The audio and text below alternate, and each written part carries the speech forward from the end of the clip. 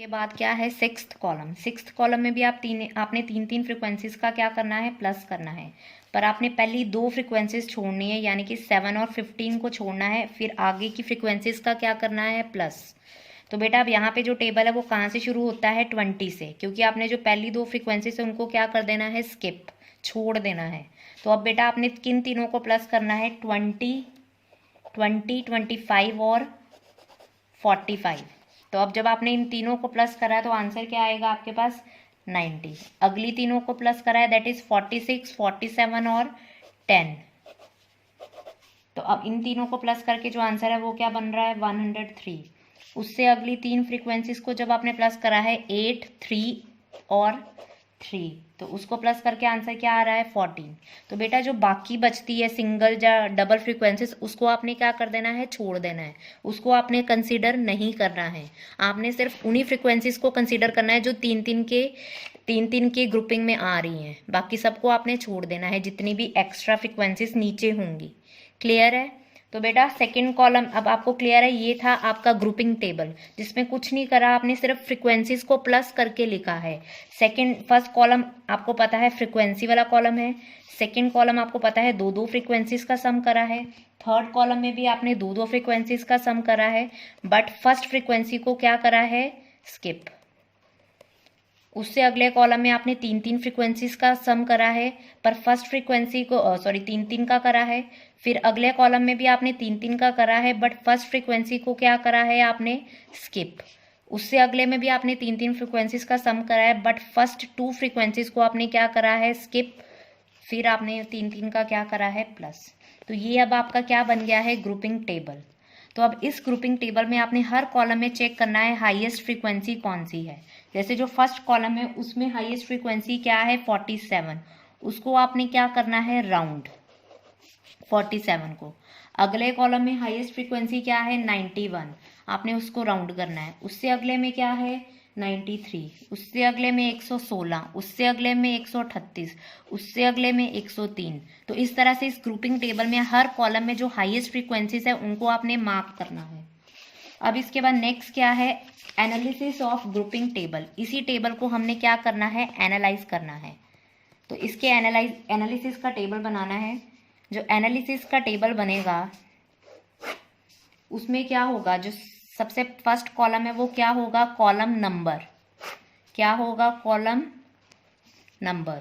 तो आपके सामने आपके ग्रुपिंग टेबल में कितने कॉलम्स हैं, 6 कॉलम्स हैं। तो फर्स्ट जो इसका कॉलम है वो क्या है, कॉलम नंबर।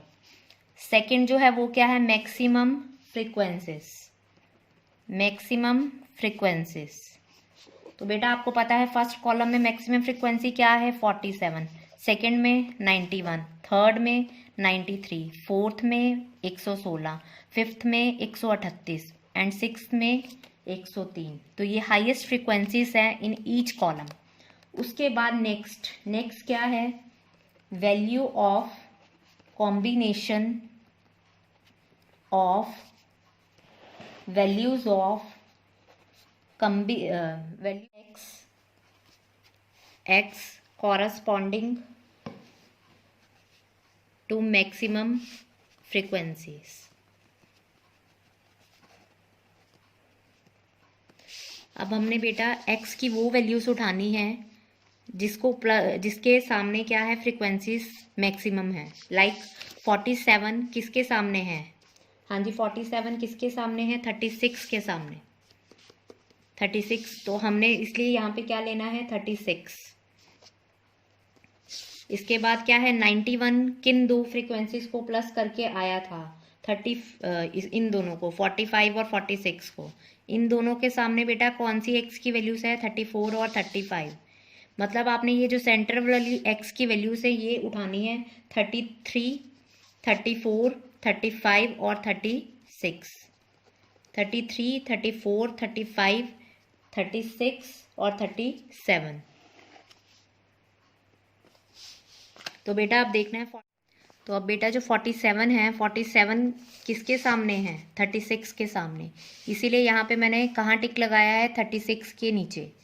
जो 91 है वो किन दोनों को प्लस करके आया है, 45 और 46। ये किसके सामने है, 34 और 35 के सामने। इसीलिए मैंने यहाँ टिक किसे लगाया है, 34 और 35 के आगे। बेटा ये यहाँ पे क्लियरली नज़र नहीं आ रही, इसलिए ये वैल्यूज़ मैंने नीचे लिखी हैं, 33, 34, 35, 36, 37, जबकि ये वैल्यूज़ ऊपर आएंगी बट यहाँ पे क्लियरली विजिबल नहीं है, इसीलिए मैंने इनको कहाँ लिखा है, नीचे लिखा है। तो बेटा जो 93 है वो किन तीनों को प्लस करके आया है, वो आया है आपका प्लस, किन दोनों को प्लस करके आया है, दैट इज़ वो आया है 46 और 47। तो वो किसके सामने है, 35 और 36 के सामने। तो इसीलिए मैंने 35 और 36 के नीचे क्या लगाया है, टिक। 116 जो है वो किन तीनों को प्लस करके आया है, 116 जो है वो 25, 45 और 46, यानी वो किन तीनों के सामने है, 33, 34 और 35 के सामने। तो इसलिए मैंने ये 3 टिक लगाए हैं, क्योंकि ये 3 के सामने जो फ्रिक्वेंसीज है उनको प्लस करके क्या आया था, 116। 138 किन तीनों को प्लस करके आया था, 138 है वो किसको प्लस करके आया था, 45, 46 और 47। वो किसके सामने है, 34, 35 और 36। तो इसलिए ये 3 टिक लगाए हैं। 103 जो है वो किन को प्लस करके आया था, वो आया था 46, 47 और 10 को प्लस करके। तो उनके सामने क्या है, 35, 36 और 37। तो ये 3 टिक मैंने कहाँ लगाए हैं, 35, 36 और 37 के नीचे। तो बेटा आपने ग्रुपिंग टेबल में चेक करना है कि ये जो हाईएस्ट फ्रिक्वेंसीज हैं ये इनके सामने एक्स की कौन सी वैल्यूज़ हैं। जो भी एक्स की वैल्यूज़ होंगी राइट साइड पे आपने उन्हीं के नीचे क्या लगाना है, टिक लगाना है। तो बेटा आपको ये तो पता है कि ये वैल्यू सेंटर में है, तो आपने पूरा टेबल नहीं उठाना है, एक्स की आपने मिडल से वैल्यू उठानी है। जैसे कि यहाँ पे मैंने उठाई है 33 से लेके 37 तक, क्योंकि मुझे पता है हाईएस्ट फ्रिक्वेंसीज के सामने जो है वो यही नंबर्स हैं, 33 से लेके 37। तो सारा टेबल की सारी एक्स वैल्यूज़ नहीं लिखनी है, सिर्फ वही पार्ट लिखना है जो आपको चाहिए। तो इस तरह से अब आपने बेटा देखना है कि मैक्सिमम टिक किसके आगे हैं। 33 के आगे बेटा कितने टिक है, 1। 34 के आगे कितने टिक हैं, 3। 35 के आगे कितने टिक हैं, 5। 36 के आगे कितने टिक हैं, 4। 37 के आगे कितने टिक हैं, 1। तो बेटा यहाँ पे सबसे ज़्यादा टिक जो है वो किसके नीचे हैं, 35 के नीचे। यानी कि इस सम में जो मोड है वो क्या है आपका, 35। तो इसमें ये था आपका ग्रुपिंग मेथड। इसमें कुछ भी नहीं करा है, सबसे पहले आपने ग्रुपिंग टेबल बनाया है, फिर आपने उसका कौन सा टेबल बनाया है, एनालिसिस टेबल। एनालिसिस में कुछ भी नहीं करा है, सिर्फ जो हाईएस्ट फ्रिक्वेंसीज वाली वैल्यूज़ हैं उनके सामने जो भी एक्स की वैल्यूज़ हैं आपने उनके नीचे क्या लगाए हैं, टिक। फिर आपने वो टिक काउंट करे हैं और जिसके नीचे सबसे ज़्यादा टिक है वो जो नंबर है एक्स का, वो जो वैल्यू है एक्स की, वो क्या है आपका, मॉड। That's it.